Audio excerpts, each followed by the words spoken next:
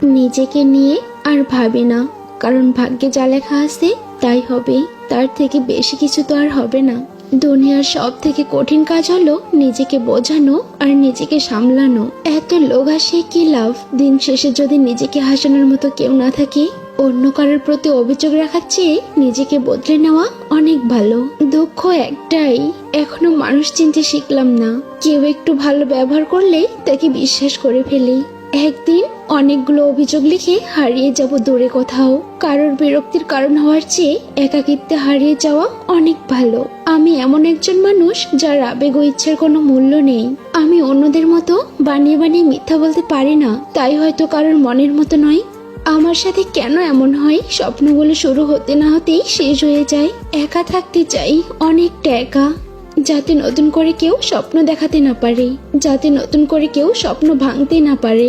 আমার আমিটা আজ বড্ড অসহায়, এক পাহাড় সমান কষ্ট নিয়ে নির্ঘুম রাত কাটায়। আজ আমিও কারো প্রিয় হতাম, যদি মনটা সুন্দর না হয়ে চেহারাটা সুন্দর হতো। আমি এমন একজন মানুষ যাকে হারানোর ভয় কেউ পায় না। আমি কারণ ছাড়া যাদের আপন ভাবি, তারা প্রয়োজন ছাড়া আমায় মনেও করে না। সারাদিন মন খারাপ করে বসে থাকলেও খোঁজ নেওয়ার মতো কেউ নেই। যত যাই হোক নিজেকে ভালো রাখতে হবে, যত কষ্ট হোক সব সময় হাসতে হবে।